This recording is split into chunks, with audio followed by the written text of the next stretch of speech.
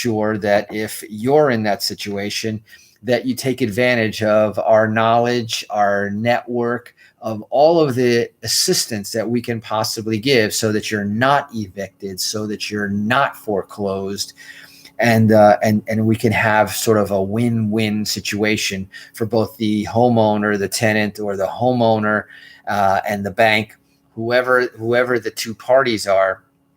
There is always a way, and unfortunately, either because of lack of knowledge or just people are trying to get out of this situation once and for all.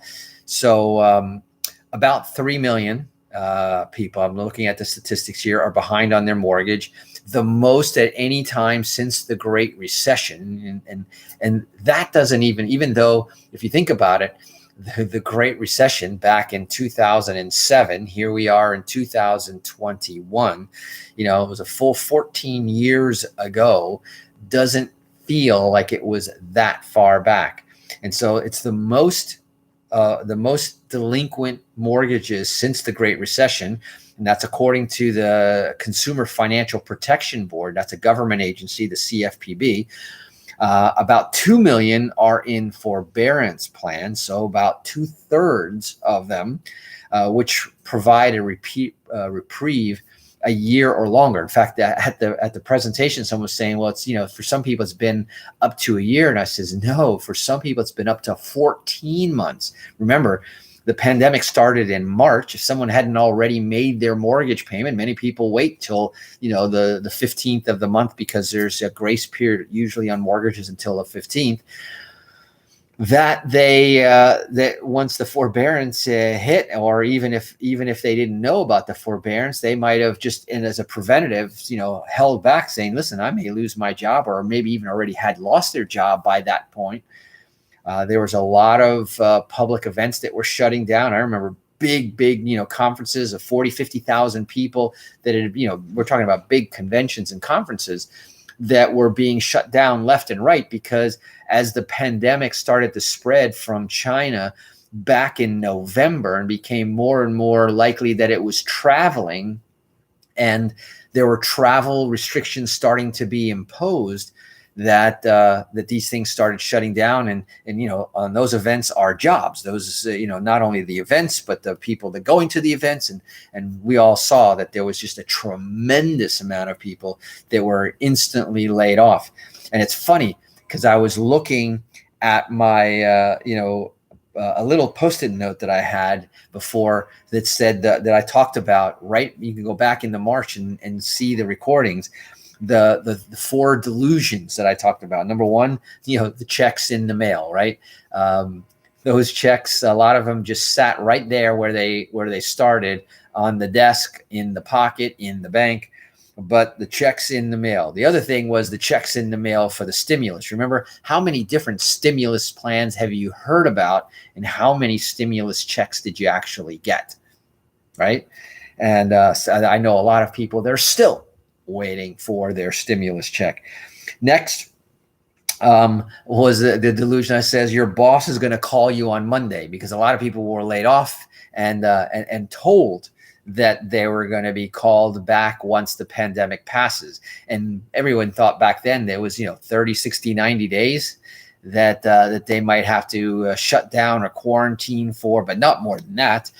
Only to find out that many businesses never, ever did or will reopen. Hopefully they'll come back as something else.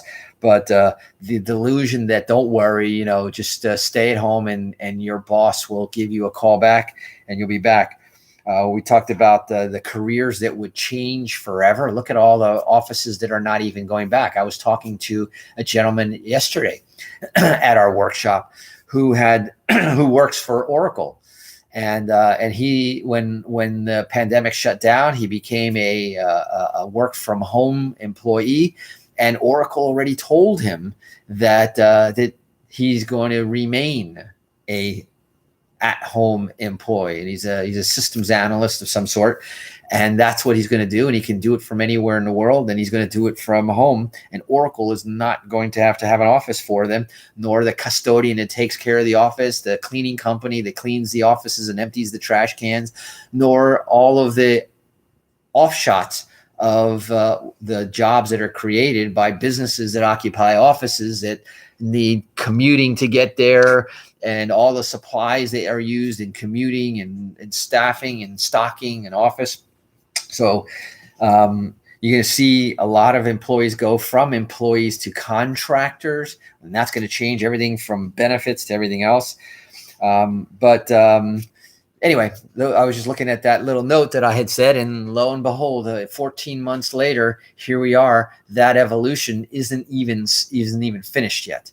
So some people are beginning to exit these arrangements, but experts say that the pace will soon pick up, and as many as 1.7 million borrowers exiting the forbearance program or being exited. In other words, when the banks and the government no longer require that to happen, I can tell you with a good amount of authority that the banks are going to come, you're going to have to come to the table, and you're going to have to do one of these strategies. So what is it that we're going to do? Number one, if you can afford the payments, homeowners who receive the COVID hardship forbearance are not required to repay their skip payments in a lump sum.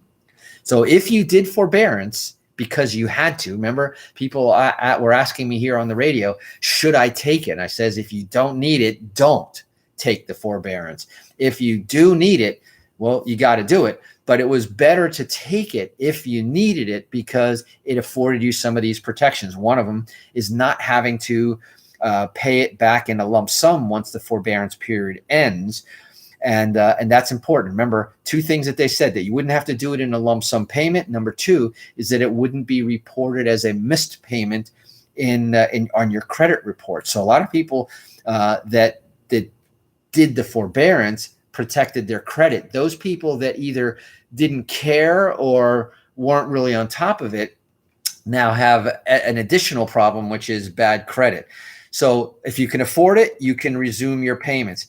If you cannot afford it, you know what? We're going to pick that up in tomorrow's show in our ATM or About the Money edition. Don't forget that tonight at 8 p.m., all you have to do is text the word university if you want to come to our BizConnect networking, online networking and education meeting. Again, that's the word university. Text it to 861. Text it to 561-861-2366.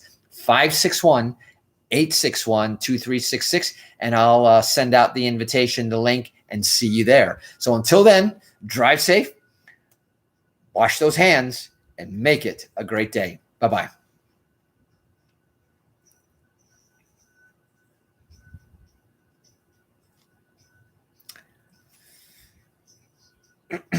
Thank you, sir. See you tomorrow.